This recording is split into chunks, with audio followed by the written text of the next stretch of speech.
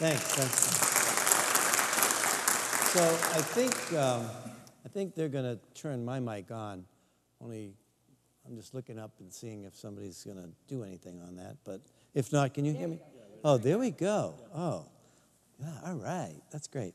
It's great to be here tonight, and it's great to have about an hour to chat with you about education. And, you know, even I'm not, you know, they said to me, oh, there's this big thing going on, a couple of big events going on tonight, and there won't be that many people. And I said, well, if there's even 2 people, I think it's exciting because I don't think there's any more important topic right now that our country is faced with, and actually that the world is faced with, than education. So I'm going to spend some time sharing something about some of the work going on and where education is kind of headed. And my title is The New Normal in Education. And I kind of look at that as, well, as I get into my talk, what I think you'll find is that we all have a view of what education is supposed to be like, mainly because we've all been in it. And so we always, you know, we relish the idea of all of what education was for us. But I want to give you a different way of looking at education today, particularly given the kind of world we live in. A little bit, just real briefly about me. I'm currently the dean at the School of Education at Southern New Hampshire University. Does anybody out here ever hear of Southern New Hampshire University? You see our bus, right? The big bus that goes around.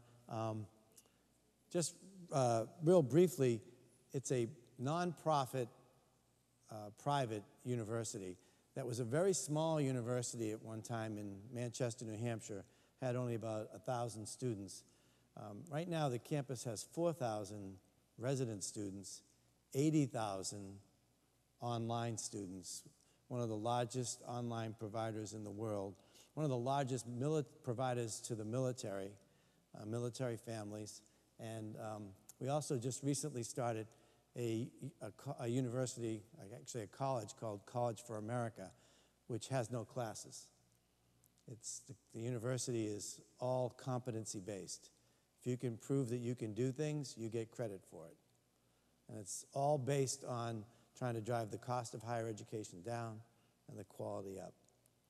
And so as you sit there and think, a university with no classes, just think about this. Have any of you learned anything since you left school? And the question is, how come nobody values it?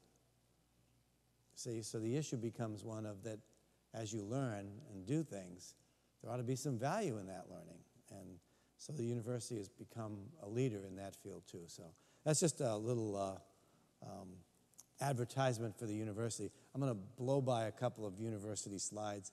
If it was a big crowd, I was going to talk a little more about the university, but you'll see that we do quite a lot of things, but one of our big trademarks is that in 2012, we were named the 12th most innovative company in the world, along with Apple and Google and Amazon.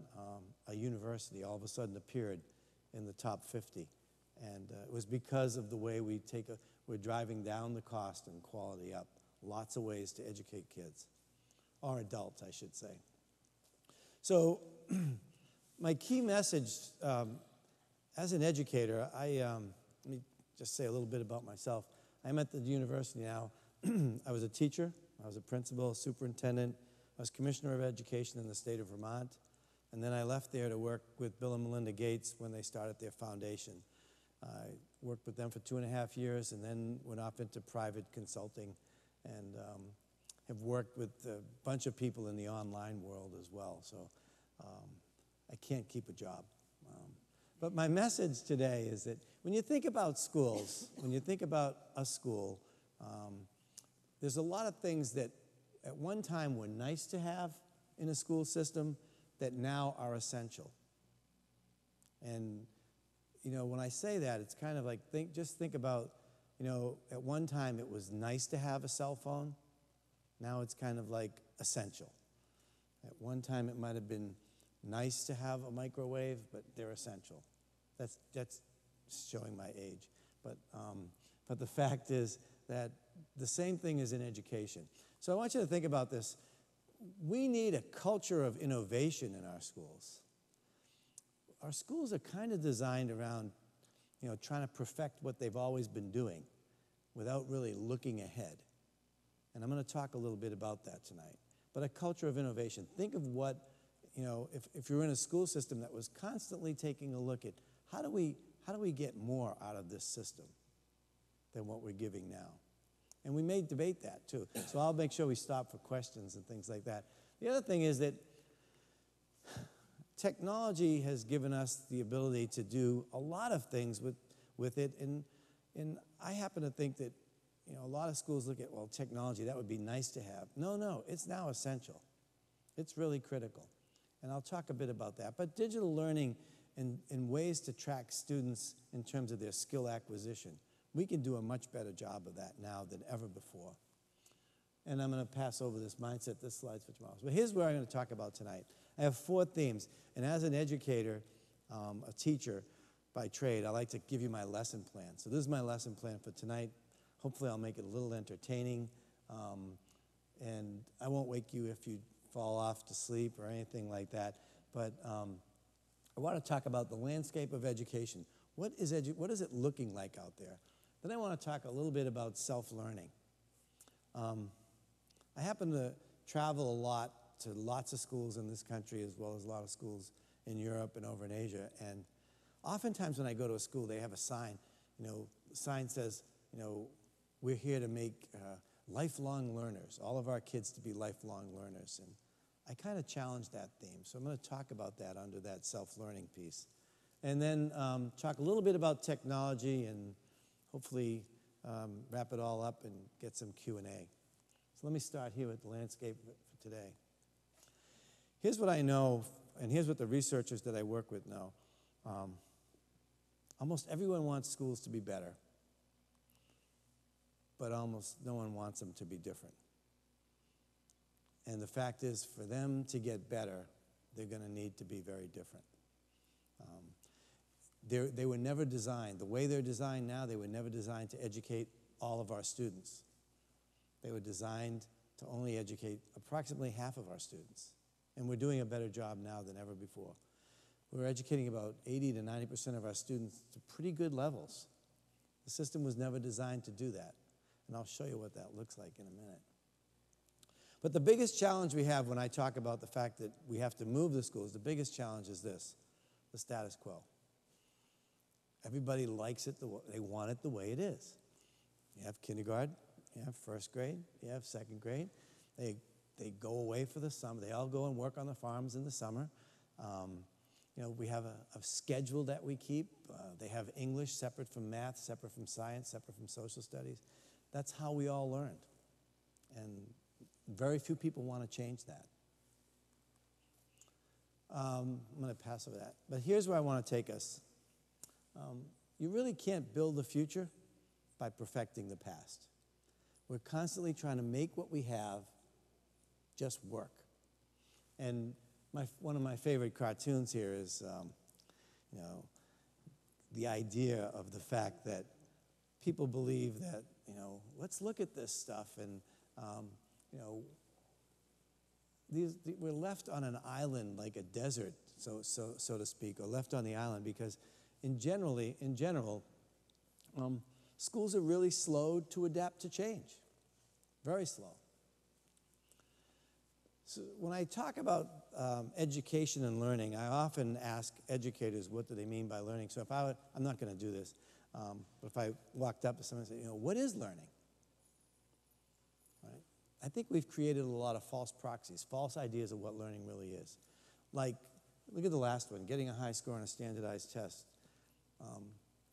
I know a lot of people that don't do really well on standardized tests. They're really incredibly bright. The image of efficiency or getting proficient in a standardized test seems to all of a sudden mean somebody's really bright. Or, listening to a lecture means understanding. I don't think so. I've listened to a lot of lectures. I don't remember too many of them. And on top of that, I don't think finishing a course or a textbook means I've done anything. I was saying to a group of people today, I took several years of Spanish and I remember hola. I think that's what I remember. I might be able to get by with a few other phrases, but after 4 years, it's just, I was there, but I didn't really learn it. And we have to really start to really dig deep into this idea of learning. Just think about this. This slide shows what happens in 60 seconds on the internet. Every 60 seconds. Every 60 seconds, 25 hours of video is uploaded into the internet every 60 seconds. Almost 700,000 searches of Google every 60 seconds happening on the internet. I mean, it's crazy what goes on the internet in that short. 168 million emails every 60 seconds. Right? When I became a teacher, all I remember was we had the Encyclopedia Britannica. Do you remember how many people? You know, it's like, yep. So it's like, you know, and I was lucky because in my classroom, I had all volume, all of them. And if we were studying Nebraska, and I've been picking on Nebraska today. Some days I pick on a different state, but this morning's speech I picked on Nebraska. But if we were studying Nebraska, the kids would go over and they'd go to the end, and they'd be like 8 pages, and they'd read it, and they'd make a drawing of the map, and they'd find a picture of corn, they'd put it in the middle of it, and say, Nebraska. You know, and we'd say, oh, that's great. You know, they just learned something wonderful. That was then. I mean, now, instantly access to so much information. How do we get kids to really engage in much more meaningful learning in this environment that we're in today? So the point I want to make is learning has expanded at a rate that's far outpaced our conceptions of teaching. I often say to teachers, do you really believe that the future of education is one teacher in front of 25 students telling them what to do every day? I mean, I can't conceive of that model in the future. It's got to be something different. I don't think teachers will be going away. I just want people to know that. But I do see the model being very, very different. And so teaching is really only one way to achieve learning. I was just talking to some of the administrators in the district, and I was saying, you know, summertime comes, a student could go online, take Algebra 1 by themselves, and come back to school and say, you know, I took Algebra 1 this summer. Now can I go on to geometry? And, you know, and generally in education, we would say, no, you can't. You have to sit 180 days.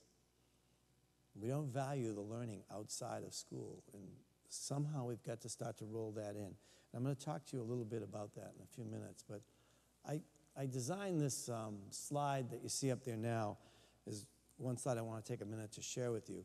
I designed this when I was a chair of the National Dropout Prevention Board. I was chair of the board up until about 2 weeks ago. I'm now the past chair.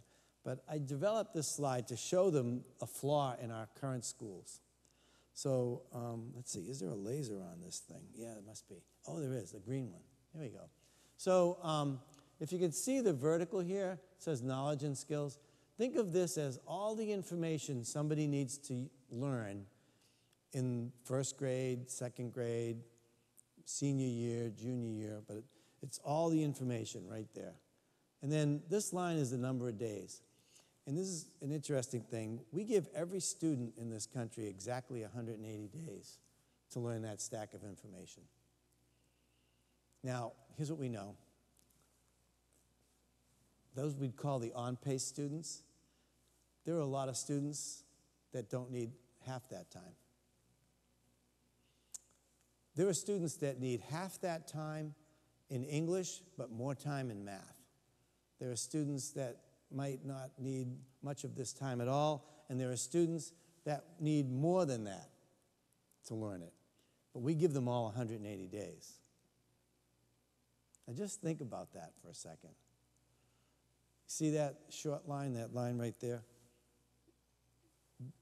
Those students, we have a lot of kids that drop out of high school or check out of school in general even before they drop out because we make them wait 180 days.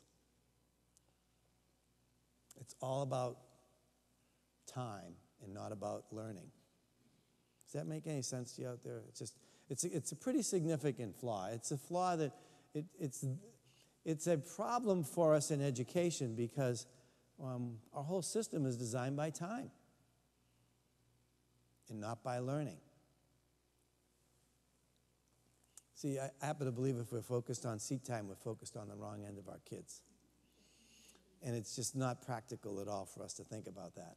So what I want you to think is this. That design back here, was created a long time ago.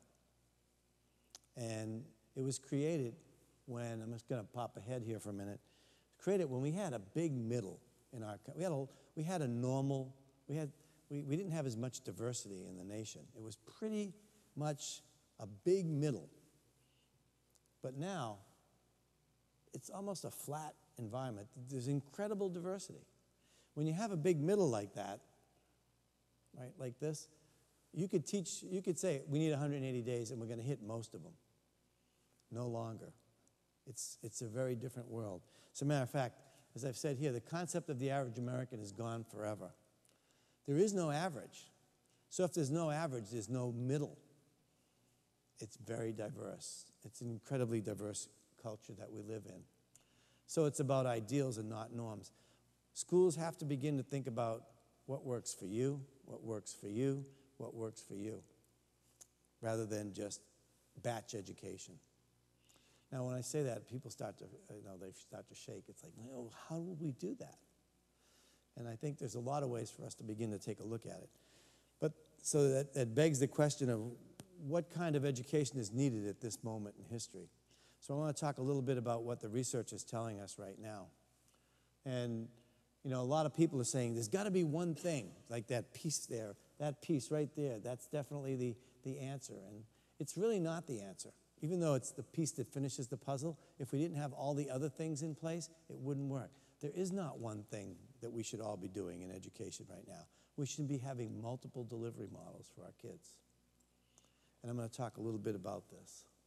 See, if we want to really educate the next generation of learners, we need to have a system that delivers education in many different ways. Hybrid, which means they can do some online, some in the classroom. Blended could be a mixture of lots of different models. Could be traditional, which is you with me in a classroom, or online.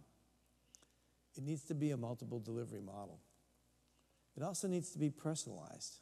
And people start to get nervous about this. But it needs to be taught at any time, at any place, at any pace. We have students that, quite frankly, they learn much better alone. I've talked to so many students that, I don't like to be in a competitive environment. I like to be alone. Now, I know some people are saying, well, they're going to need to live in society. We know all those things, but it's really about getting knowledge into the minds of these kids. It needs to be engaging. When I was at the Gates Foundation, we did a study of 670,000 kids in the United States, grades 3 through 12.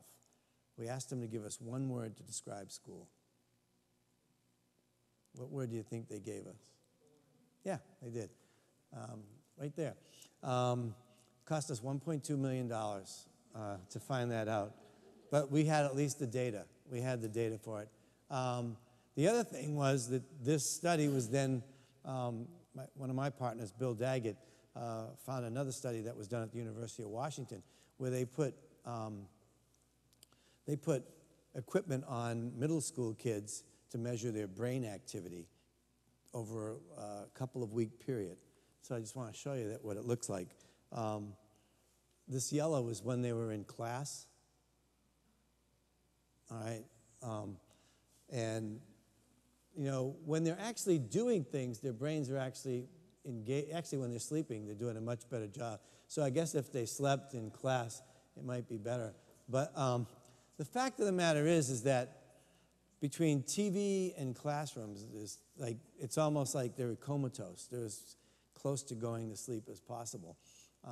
Why? Because they're not engaged. They're not engaged. They're just sitting and getting. Actually, I've been trying very hard lately, and I'm not good at this. I've been trying not to use the word student, because student to me is a passive word. It means sit and get. We want them to be learners. We want them to be active. Because when they're active, we see all kinds of activity in their brain. And that's what we really want.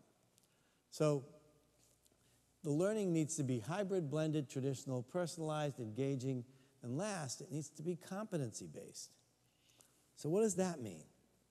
That means that it's not about getting an A, B, C, or D. Like, what's a B? What's a B in English? What does that mean? What can you do? Right? There's something you missed. What it is, we don't know. And what's an A? We really don't know much about the A. But what if they had to write a business letter and they had to show it and prove it? And so if it was more about skills that they needed to represent and show versus grades. And this phenomenon has become a boom in the United States right now. I'm just going to show you a map. These states that are, obviously you all recognize Alabama. It happens to be green on this, which means it's a developing state. There's some work going on in Alabama to move to competency-based learning. But the lead states are Maine, New Hampshire, Iowa, Colorado, Arizona, and Oregon. I happen to be working in this state right now, New Hampshire, which was the first state to basically say, we've abolished all time restraints in our education. So there's no requirement for time. If a student shows up and says, I want to pass Algebra 1, and they go to the school, and the school gives them the test, if they pass the test, they must give them credit. Because it doesn't matter where they learned it. It's the fact that they learned it. So you can see there's a massive shift to states now beginning to take this on. So I want you to take a look at this. This is a quote from a book called The Great Mind Shift. It says, knowing with certainty that someone has mastered a discipline means it shouldn't matter how the person got there or what school they attended. At that point, traditional education's monopoly on delivery would end, and America would see a myriad of new models and providers of education. It's about there's so many ways to learn right now. So many ways. And when you think about that, school's not the only place you can learn. But yet, maybe school could be the place that gives credit for the learning and helps to advance our students. And we had a really great conversation this afternoon about that. We have some schools in this country right now where students are getting their associate's degree before they get their high school diploma. Because they're going so well, they're able to take online university courses. We actually had 2 students get their associate's degree, and they'll graduate in January this year with their high school diploma. It's kind of a backwards way of thinking about it, but you let them go at their pace. So what I'm going to do is I want to show you a video clip, and I'm guessing the sound will work and all that because they tested it ahead of time. I just want you to watch this video for about a minute and a half, and then I'll tell you why I showed it to you. But it's kind of it's got a little mystical view to it, and let's see if it plays well. This is the hollow head. Actually, at the moment, it's a perfectly normal head of Charlie Chaplin, but wait, as it comes round, you'll see, or will you, that it's hollow. The back of it, coming round now, is actually a hollow mask. It appears to rotate in the opposite direction, and amazingly, the nose sticks out, although it's actually sticking in. Coming round now is the normal, correct, as it were, face, and wait again as it comes round, and you'll see this extraordinary thing like Jekyll and Hyde. Both the noses stick out because it's so unlikely that a nose sticks in that a face is hollow. So you see it as convex, although it's in fact concave, as now. So I'm going to let Charlie smash that. Did you all see that kind of weirdness there?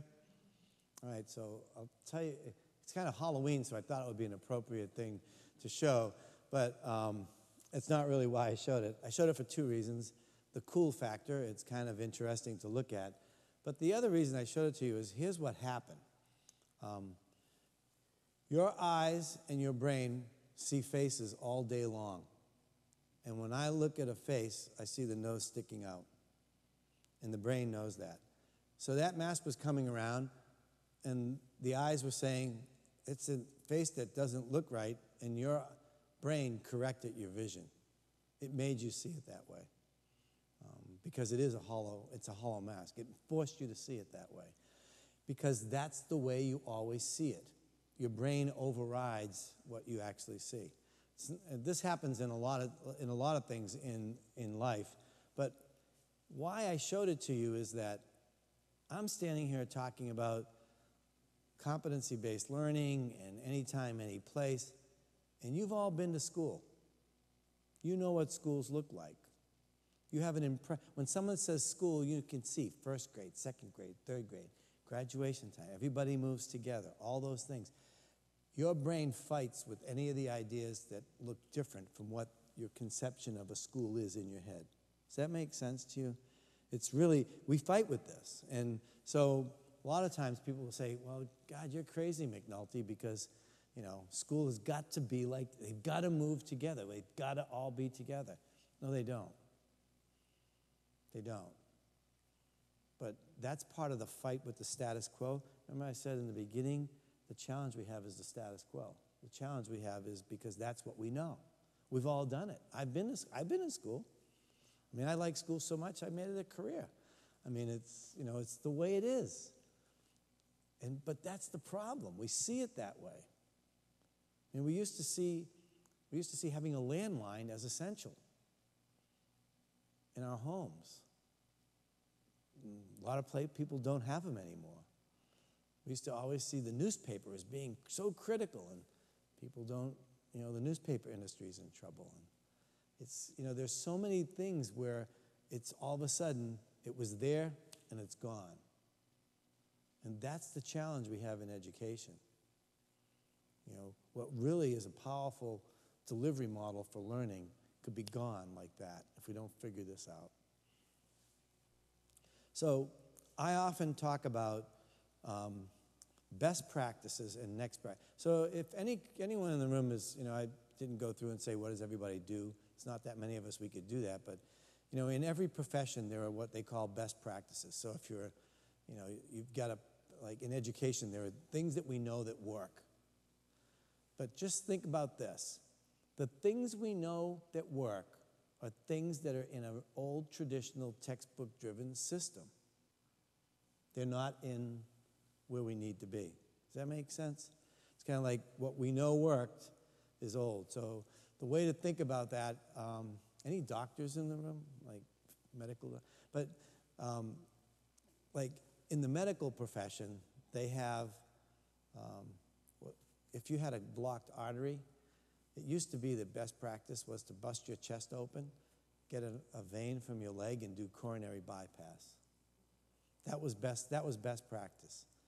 But then someone figured out that's maybe not the best way to go at it, and they figured out with a catheter and they could go up and they could suck the blood clot out.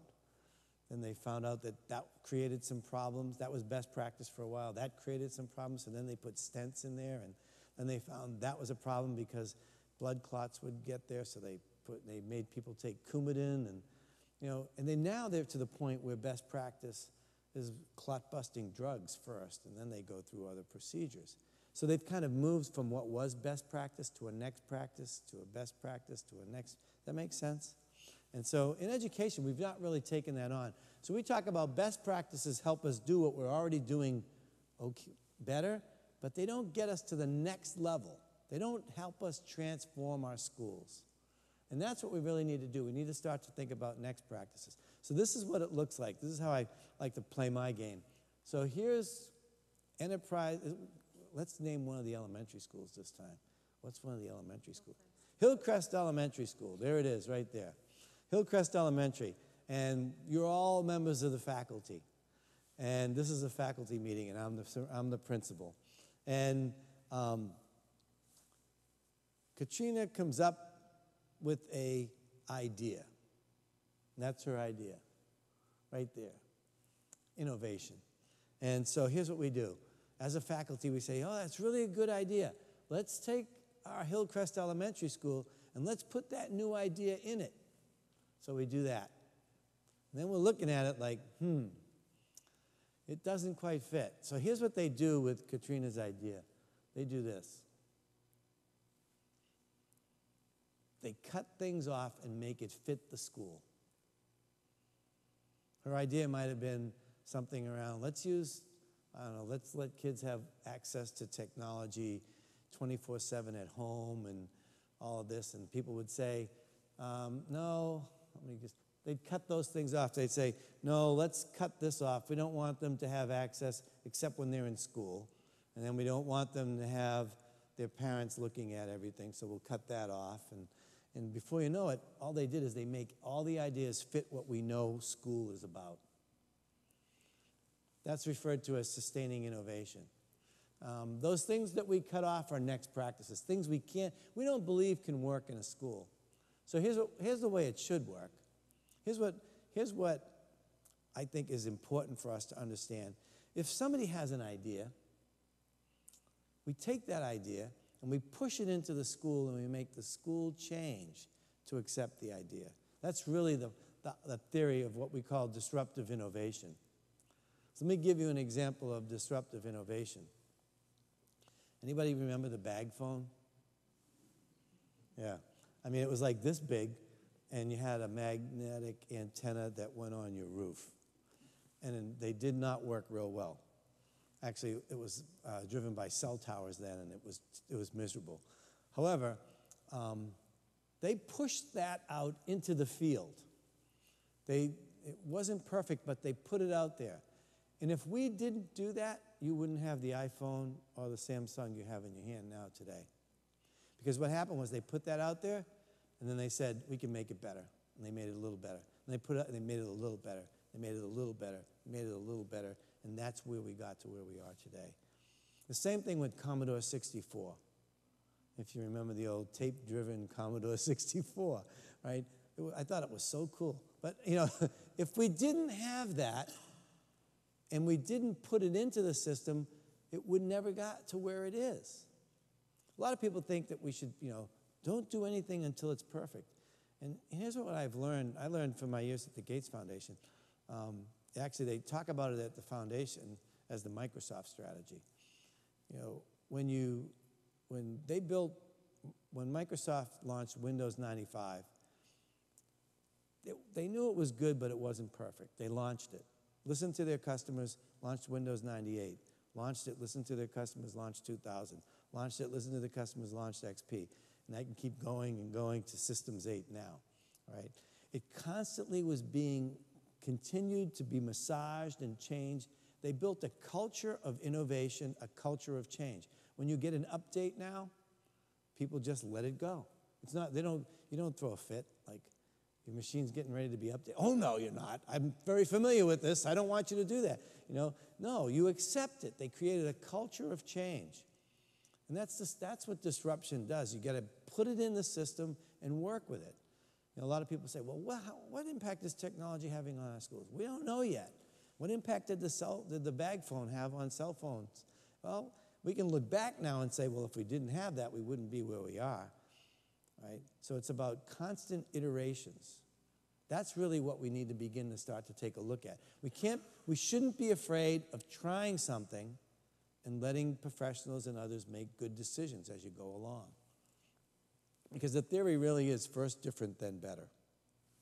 So it's kind of like, I love this advertisement because it reminds me, when I show this, I put it in there because people will say, well, it's really hard to change schools. Well, think about changing something that's addictive, right?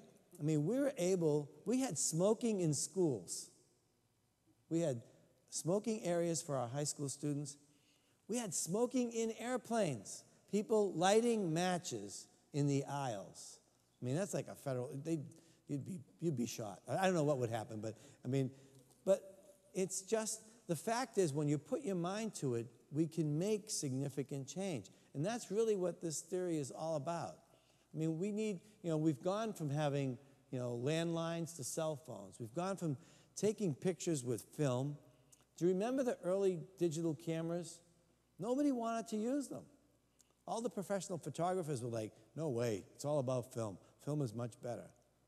Not anymore. Not even close. Not even close. Or, driving. I mean, I remember when we had maps. Maps weren't as dangerous as like 12 pages of MapQuest instructions that I used to remember, like, go 6 feet and turn right and flip the page to another one. But now we've got to the point where, you know, I'm not sure if everybody uses Waze, but I'm a big Waze. I'm a Waze person. But Waze is my GPS of choice. If you don't use it, you can download it. It's free. It's really cool. But it's a combination of social networking and GPS. So people tell you where other people are, like might be a policeman ahead, or it might be a pothole. Might be a pothole ahead. People will say, watch out for the pothole, and it gets broadcasted. So it's just a great little tool. Education. You know, we put 40 pounds of books on a third grader's back. And, you know, in my pocket I have access to, at a lot less weight, to billions and billions of pieces of information. It just doesn't, you know, it's a very different world. And we're educating these kids for their future or for ours? That's the question. What is their life going to be like? How do we educate them to live in a world that we don't even know what it's about? You see, it's from learning by listening to learning by doing. We really need to think about engaging these students, getting them completely engaged and immersed in learning. So I want to take you to this idea of self-learning theory, and then I'm going to kind of wrap that part up and we can do some Q&A. But I want to talk to you about learning and what that should be like and what it should look like and how it should feel. And I want to start by sharing a quote by Peter Drucker. If anyone's in the business world, they know Peter Drucker as the big guru of business. So in 1995, Peter Drucker said this. He said, in the next 20 years, power will shift to the customer for the simple reason the customer now has full access to information worldwide. So the question is, what do they mean by that? So I'm not sure if in this room anybody has bought a car, a stereo, a TV, a refrigerator, or an oven in the last couple of years. But if you did, I'm guessing you did not go into the store and say, can you show me what you have? You went into the store with either your phone open to a page or a printout, and you said, I want this one, and I'll pay that for it, because you had access to all that information.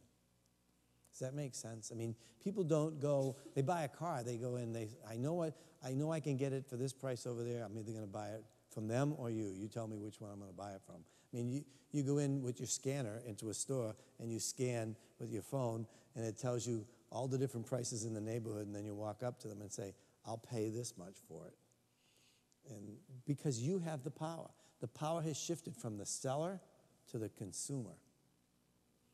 Now, a shift like that has happened in education.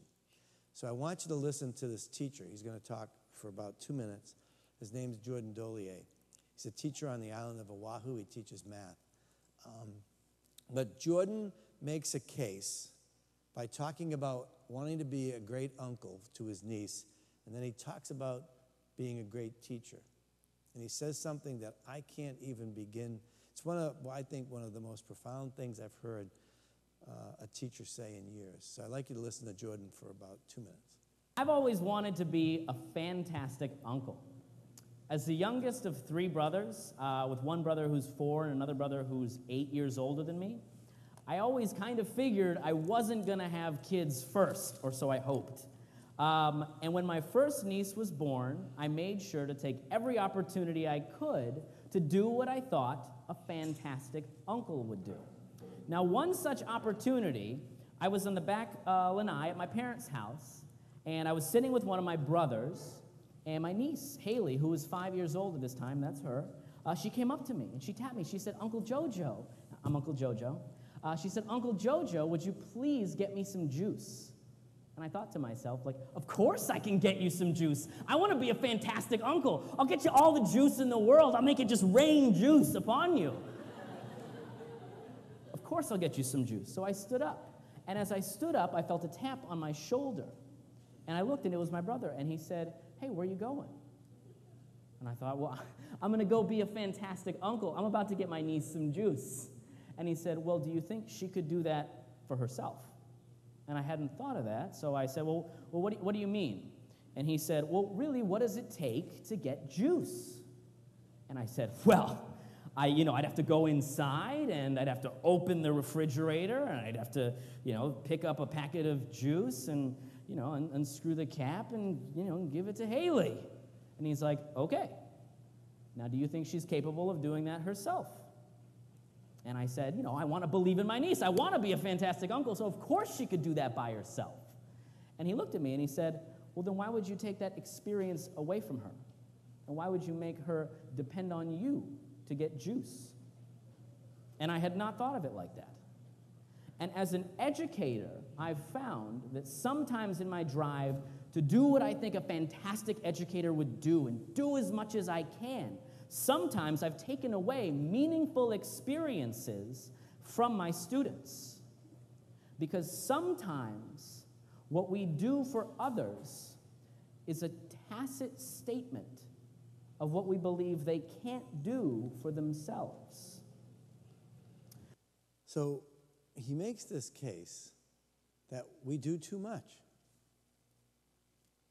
And I said earlier, I go to a lot of places and they say, we're building we want to help our students become lifelong learners.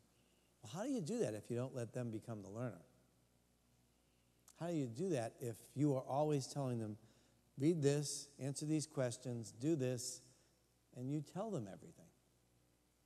How do they actually become learners? How do they actually become people who can confront unknown information and turn meaning out of it?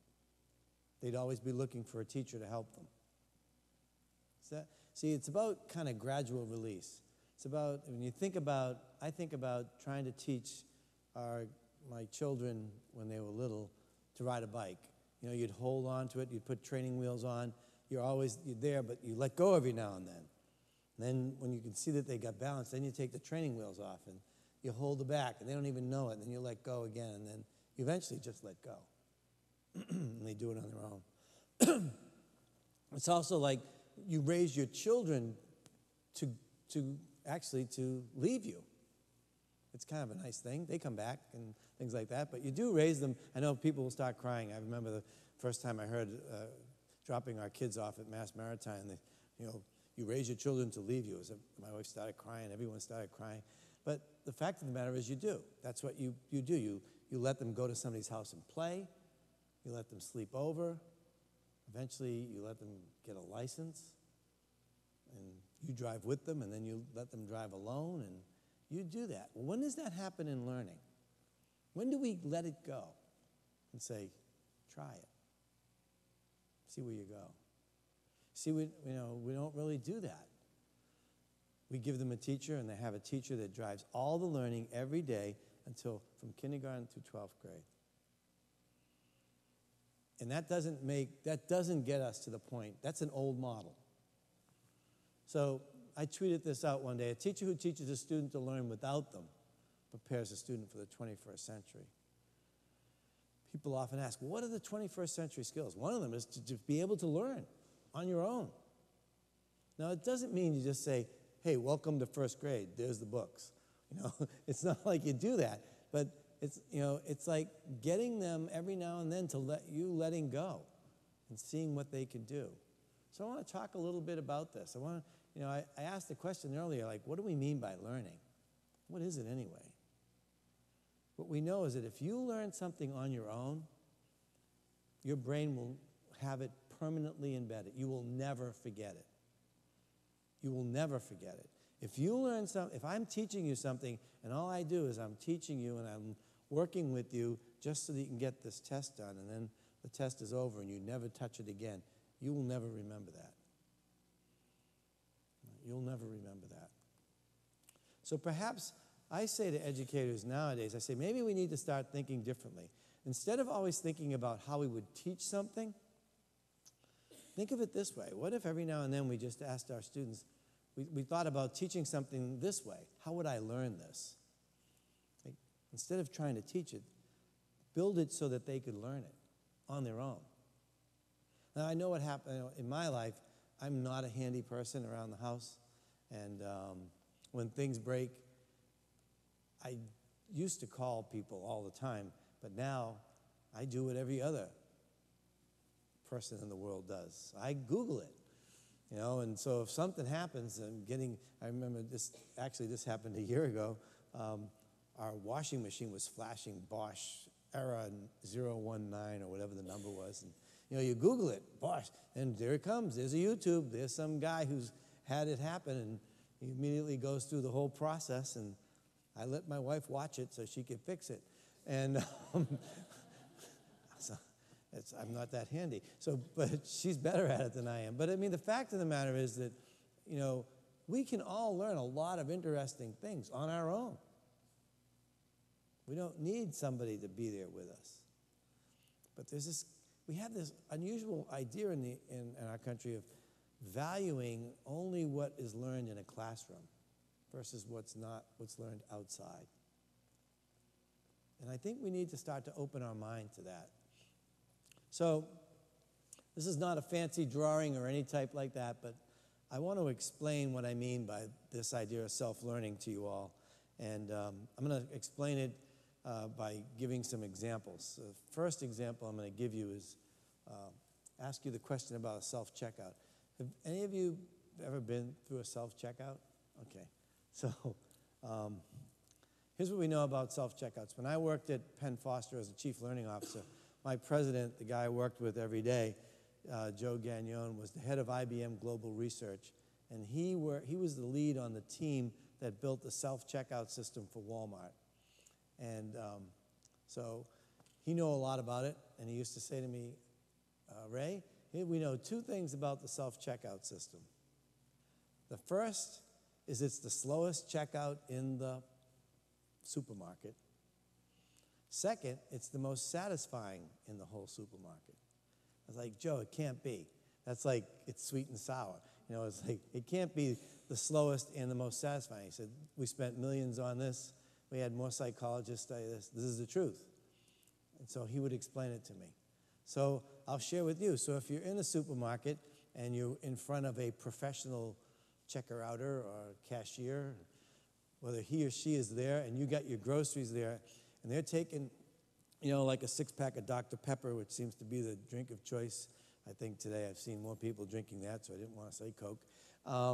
And if you take a six-pack of Dr. Pepper and the pro is scanning it across the machine and it's not beeping, you know, and they're going like that a few times, and you're standing there, how do you usually feel?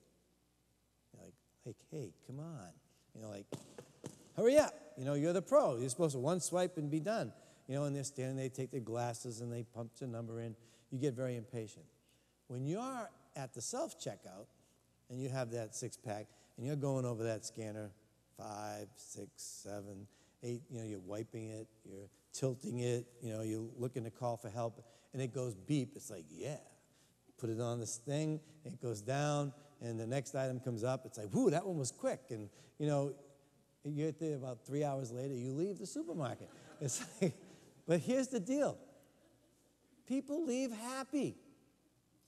And the reason is they were in charge. They were in control. It wasn't somebody else. It was them.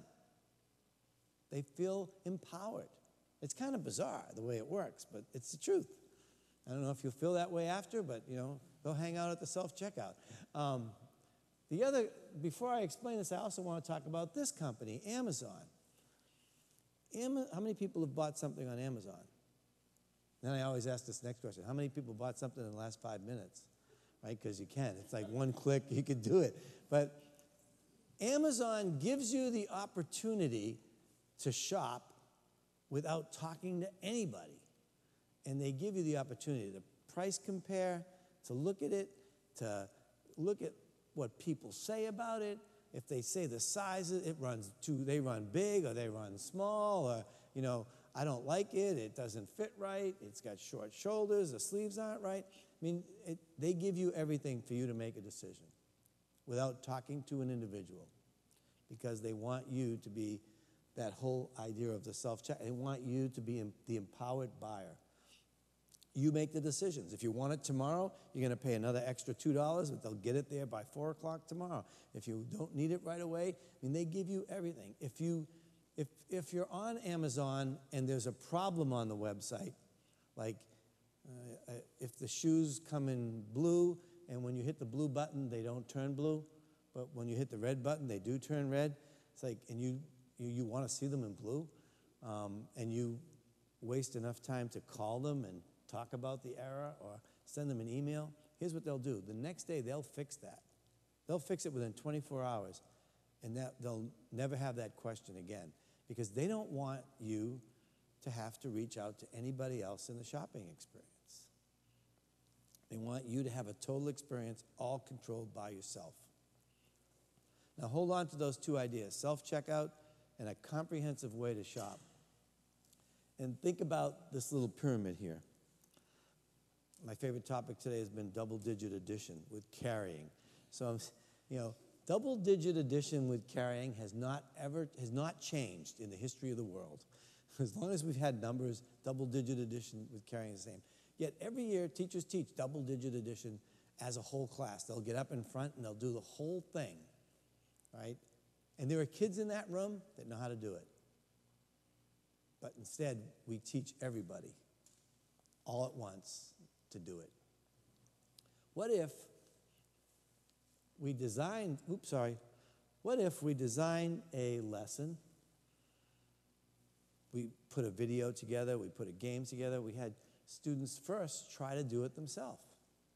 I want you to watch this video, I want you to play this game, I want you to read this, I want you to think about this, and it's designed first for you to try to do it yourself. And if we designed it first so that you tried to do it yourself, and then if you didn't do it yourself, but your neighbor did it, then you move up to this one here, many to many. He got it. He knows how to do it. I'm going to go and see what he's doing.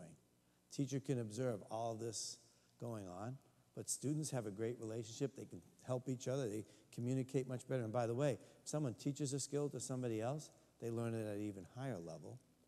That's what the research tells us. And then if the students hadn't gotten it yet, they may have a paraprofessional in the room, or they may phone a friend, or they may know a brother who could come and help them. But the last person they get to, that person right there, is the most expensive unit in the whole environment, is the teacher. That teacher gets to work with the children that have the most complex needs. Instead of doing it the other way, it's done this way. It's done a little backwards. What happens? Students become confident learners. Does that make sense to y'all? It's just a different way of thinking about it. Now, I'm not talking about high-level thinking, like when you get to the point of challenging students with things like which country is a better ally for the United States, Canada or Great Britain? See, that requires a lot of high-level thinking. The double-digit addition with carrying is a skill. It's not a high-level thinking, and it can be done in a much more routine way. That's kind of where this concept goes. So let me just, first of all, let me ask, do you have any questions about that? Does that make any sense? Or just going to practice good wait time. It's like usually 3 to 4 seconds. All right, let me just take it one level more, and then we can I'll get to a wrap-up point, and we'll have a little conversation if that's what you'd like to do, or we can all go somewhere and celebrate. But I want you to understand self-learning, and now I want to talk to you a little bit about technology. So I want you to get the sense that this technological change in education is not, this is Neil Postman's work, but he said technological change is not additive. In other words, it should not be layered on top of a school. It is actually ecological. It changes everything. It's not, so many of our schools, technology has been layered on top. We're doing the same things we've always done, just now we're doing them with technology. That's not what technology is for. It's really to fundamentally change the way learning occurs. And when I say that, I love this slide that I got from a friend, but the idea that teachers will never go away. The teachers that will go away are the teachers that don't use technology in the future, because it's really an absolute necessity. It's a necessity because we need to get to the point where our kids, our children that are going to live in the 21st century are ready for the kind of learning that they need to have. So here's what I know about how technology has changed my life. Think about it this way. The way it's changed my life is I don't balance my checkbook anymore. I wasn't really good at it before, but I don't do it anymore. And I don't do it because I don't need to. Technology has taken that over. It's a very routine practice. That's really what technology has done for me. Paying bills, I do pay bills, but I don't write checks anymore. It's all done automatically because it's a routine. That's the kind of stuff that technology can do in schools for learning that is much better. I don't use technology to make a purchase. In other words, to decide which thing I might buy, because that's a higher level of thinking. Technology is really being used to acquire skill. So I'll show you what I mean by that. This is a scary chart, and I don't mean to, at like almost 7 o'clock at night, talk technical stuff in education, but I want to show you just a very simple thing. How many people are educators in the room? Got a few. Oh, cool. So if you're an educator, you would train to know this vertical here is something that we refer to as Bloom's taxonomy. We also use levels of knowledge or the new Bloom's, but basically down this end is low-level knowledge. This is knowledge, awareness, and comprehension. But up here it's when we ask people to do things like compare and contrast two authors' opinions. That's way up top. Down the bottom is, can you write a sentence? Right? So that's low-level skill, high-level skill. Along the bottom, over here, it's higher levels of application. So this over here is like doing math, knowing math, doing math in math, doing math in other subjects, doing math in real-world predictable situations, like the sale price of a pie. And then over here is doing math in real-world unpredictable situations. Unpredictable situations like, what's the best cell phone plan for the family? We don't really know. It all depends on use. But you can still use math to help you. But you see this quadrant right here, this square? This is low-level knowledge, and it's only like doing math in math, doing English in English. This stuff right here is where teachers spend most of their time. And that's the spot that technology can actually enhance learning in a school. Because then it would give teachers time to spend in these knowledge areas. These knowledge areas are like comparing and contrasting things. Adaptation up here, it's like creating something. It's like innovating. And over here, application of knowledge. This is like when we ask students to do a spreadsheet. You know, learn how to do a spreadsheet, learn how to repair brakes, learn how to, cut a set of stairs. These are application of knowledge. That's where teachers have a high value.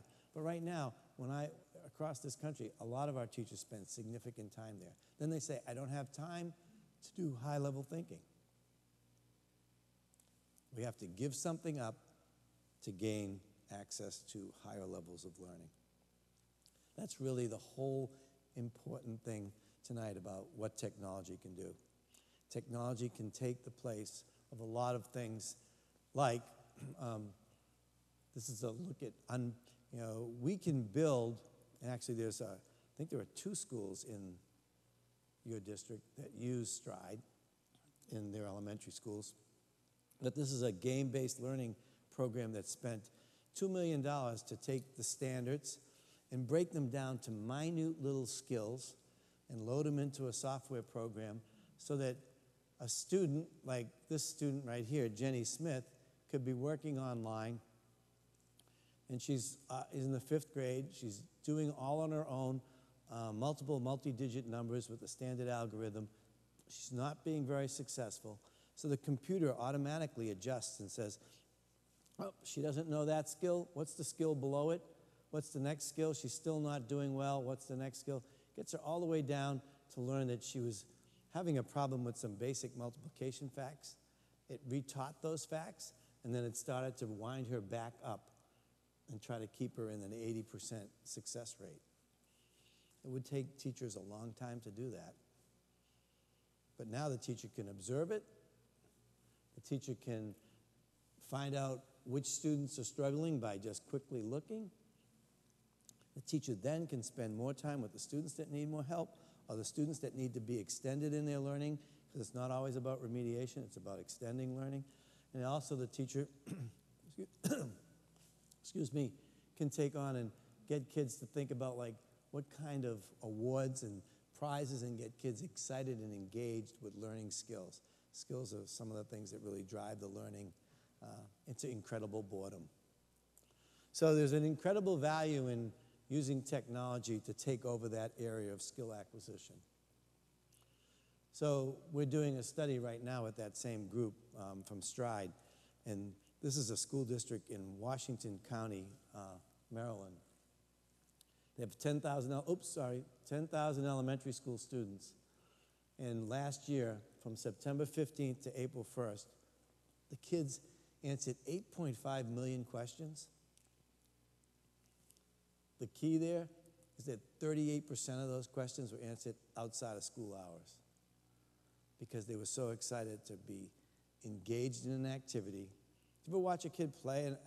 Watching students play a video game or anything like that, if they conquer something, what's their reward? The next level, right? And the next level is what? Harder. It's like, when did that ever happen? That they get excited about moving up to the next thing. It happens a lot when they're in control of the learning, going back to the idea of control. So in this district, 38% of those questions, that's 8.5 million questions that they answered over a short period of time, and it was all because they were engaged, they were in control. It was their learning. Very different from sitting in a classroom and having a teacher basically say, now what do we do when we get 9 in this column and we get 3 more? Where does that go? It's a lot easier if to think about using technology. So my final thought, and then I'd like to just open it up for any questions you might have, or if you want to ask anything. But, the issue becomes one of this, and I think this is where, as parents in a school system, this could, make people nervous at times. But schools have got to begin to nurture an environment where they start to introduce new ideas and new thinking and new ways of doing. Not like, the past, not like constantly sitting there trying to perfect the past. It's like, how do they begin to do things like launch a bag phone, see how it works, adjust it and make it better and make it better and make it better? Now, I know a lot of times people say, well, we don't want them experimenting. One of the challenges we have is that to move from where we are to where we need to be with our students, we have to show them we're not afraid to take on new learning. And that's really what the future is really all about. It's getting our kids not to be afraid to take on new learning. So with that, I always like to end by saying, if there's a school district, when we look at schools around the country, and the company I worked for many years, we went out and looked for high-performing schools. When we found high-performing schools, schools that were doing incredibly great things, it was never because the state told them to do it. It was never because the president or the senators. It was because in that school, the teachers in the community put forth the effort to build the next generation of education. There are schools all over this country where the change comes from within, not from outside. And so one of the key things I wanted to leave you with tonight is that I think Enterprise has got a really good school system. But, is it ready to compete on a world level? That's the question. And the question is, how do we take it to the next level? And the way we do it is that we get control. The community and the educators take control and become the agents of the change to lead us to where we need to be. So with that, I want to say thanks for hanging out with me. I'll take any questions. Does anybody have any questions? Or? Yeah. Touchdown. No, I was hoping it was a touchdown. Yep. Using the old school terminology, how do we take them both? Yep. Understanding the rote, the understanding the application correlation process Yep. with the same teacher? You end up with the same problem. It doesn't matter if they have an iPad or not. Well, here's one of the challenges we have. And it's, I'd like to, if you look at a teacher with 25 students, or, I'll even go bigger and say 30 just because it's a bigger number, but, you put one person in there. The current model for delivery, you're going to have 30 different learners. Current model for delivery is if you do whole class instruction, you'll burn that teacher out and you'll burn out those students in a nanosecond. So the question really is, how does technology, we must use technology to differentiate the learning.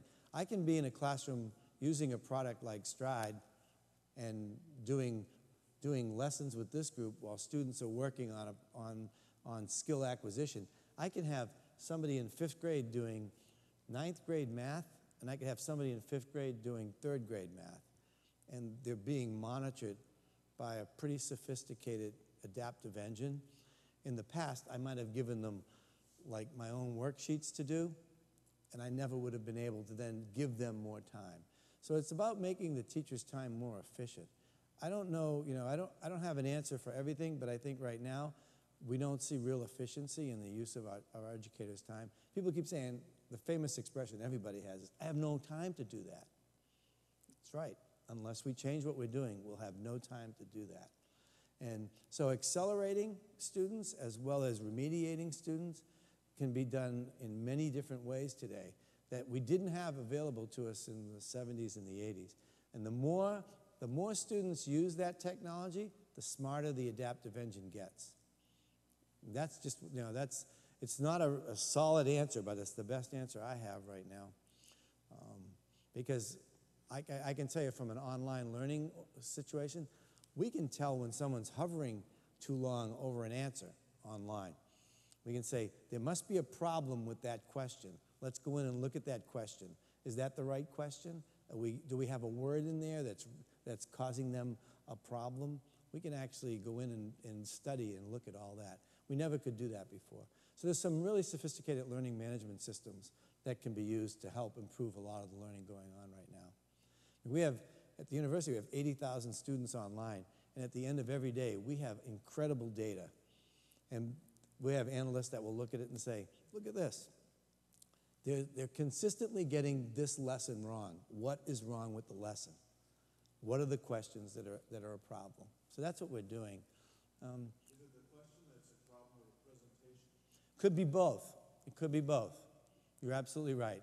But right now, in many situations, we'd never know that. In a traditional environment, we'd never know that. We wouldn't be able to know if it was the presentation or not. The other thing we could do is we can, this happens a lot, but if you find right now there's a website called Teachers Pay Teachers. Teachers put their very best lessons online, and a lot of these lessons, like they got somebody out in Oklahoma City makes a great lesson on, I don't know, writing a business letter, and they share it. And if the business letter in Oklahoma and the business letter in Alabama, I'm going to tell you the same, right? So if you can get more use out of those ideas, it's that much better for our educators if they do more sharing. And by the way, in education, that if you're an educator, that's always like a touchy subject, sharing your lessons. We're seeing a lot more of that now. Teachers are actually making income on that, which is kind of bizarre. Any other questions? Oh, yeah, hi.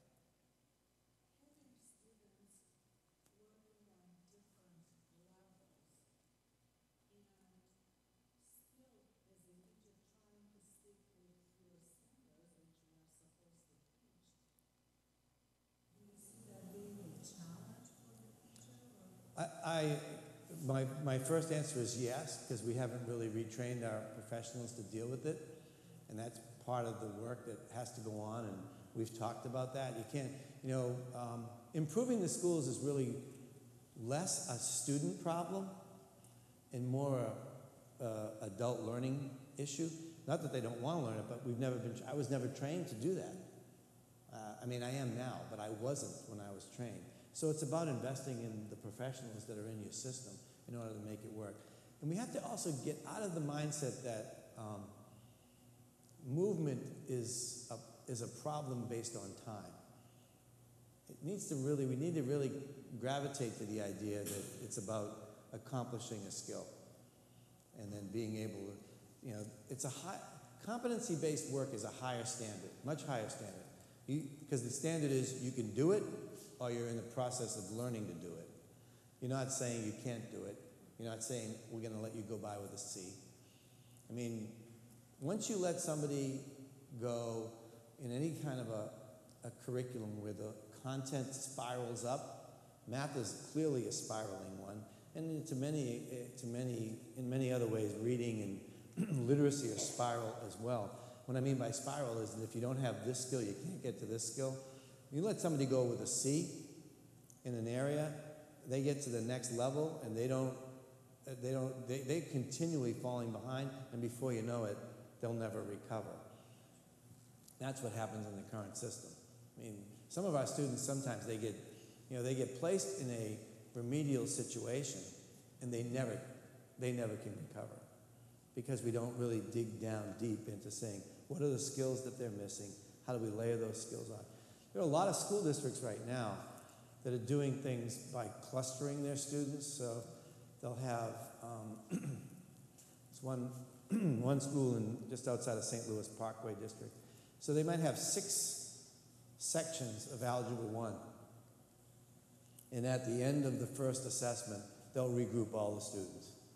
They'll say, these kids all got it, they go. These kids did not master it yet, we're going to reteach it again. So those other students keep moving, and these kids, they're not going to let them move until they get it. Here's what they've been finding, and there's been a lot of research. Once these kids get it, they actually catch up to the other group. They might not get all the way through, but they might get really close at the end of the year, and they're so much better off than if they had only accomplished little bits of the lessons all the way along. I mean, we actually pack too much content into the year as it is now. And that's one of the big issues in our country right now, is to talk about, how much content standard should you have? Because, you can only put 6 ounces in a 6-ounce cup, and then kids are going to be confronted with lots of different learning opportunities in this world. I mean, think of the technology now. I mean, I have my Apple Watch, right? So, I could do Dick Tracy and all that, but I mean, in 5 years, what's technology going to be like? And where is it going to leave us? What will our students need to know and be able to do?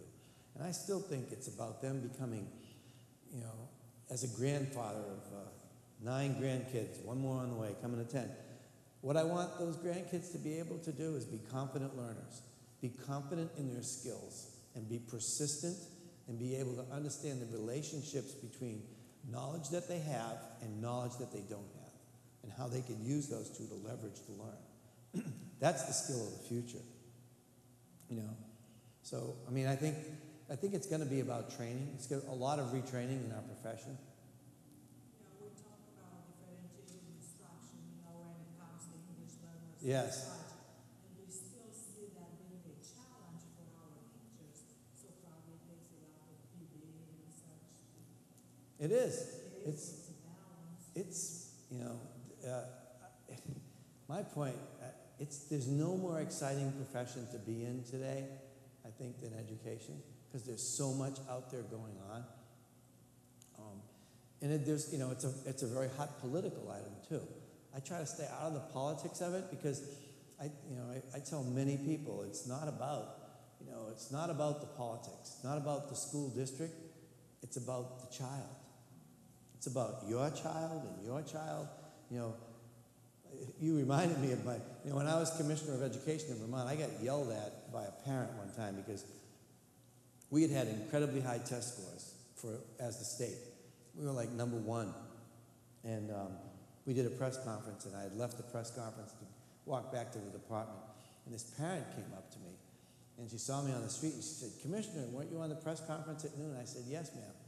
And she took her finger and she poked me right in the chest. She said, I don't care how the state does. She said, it doesn't matter. I don't care how my school does. I care about one thing. I care about the paper I put on the refrigerator in my kitchen. And, so the issue really becomes, people talk about the district, the school. It doesn't matter. It's about the individual. So somebody says, we're one of the highest performing schools in the state. Great. What's the bottom 20% look like, and how happy are they? Because it's about every single one of those kids. So if we think about moving them incrementally, the system has to change to figure out how that happens. And I think that's the game changer. And if when schools get to that point, just the economics in the region skyrocket because everyone wants to be in on the deal. It's one of the most powerful economic drivers in the country is great schools. People will sell homes, buy, move, do anything to get into a place where there is progressive, thoughtful leadership going on. And, it's a test case in any state. It doesn't matter. I can tell you, being a commissioner, I would get calls all the time, from people moving to the state. Where would you put your kids? Where would you put your kids? Where would you put your kids? They all want to know.